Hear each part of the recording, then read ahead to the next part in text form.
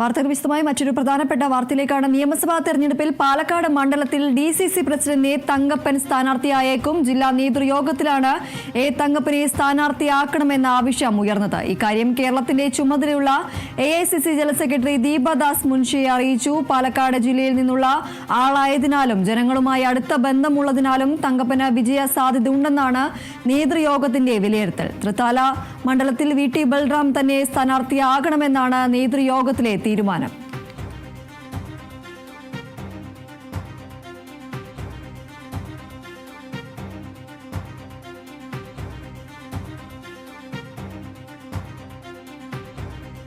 നിയമസഭാ തെരഞ്ഞെടുപ്പിലും പാലക്കാട് മണ്ഡലത്തിൽ ഡി.സി.സി പ്രസിഡന്റ് എ തങ്കപ്പൻ സ്ഥാനാർത്ഥിയായേക്കുമെന്ന വിവരമാണ് ലഭിക്കുന്നത്. ജില്ലാ നേതൃയോഗത്തിലാണ് എ തങ്കപ്പനെ സ്ഥാനാർത്ഥിയാക്കണമെന്ന ആവശ്യം ഉയർന്നിരിക്കുന്നത്. ഇക്കാര്യം കേരളത്തിന്റെ ചുമതലയുള്ള എ.ഐ.സി.സി ജനറൽ സെക്രട്ടറിയായ ദീപദാസ് മുൻഷിയെ അറിയിച്ചിട്ടുണ്ട്. പാലക്കാട് ജില്ലയിൽ നിന്നുള്ള ആളായതിനാലും ജനങ്ങളുമായി അടുത്ത ബന്ധമുള്ളതിനാലും തങ്കപ്പന് വിജയ സാധ്യത ഉണ്ടെന്നാണ് നേതൃയോഗത്തിന്റെ വിലയിരുത്തൽ. അതുപോലെ തന്നെ തൃത്താല മണ്ഡലത്തിൽ വി.ടി. ബൽറാം തന്നെ സ്ഥാനാർത്ഥിയാകണമെന്നതാണ് നേതൃയോഗത്തിന്റെ തീരുമാനം.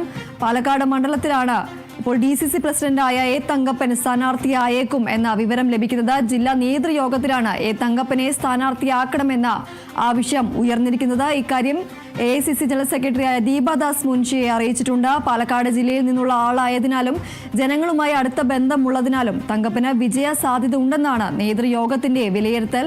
അതുപോലെ തന്നെ തൃത്താല മണ്ഡലത്തിൽ വി.ടി. ബൽറാം തന്നെ സ്ഥാനാർത്ഥിയാകണമെന്നതാണ് നേതൃയോഗത്തിലെ തീരുമാനം.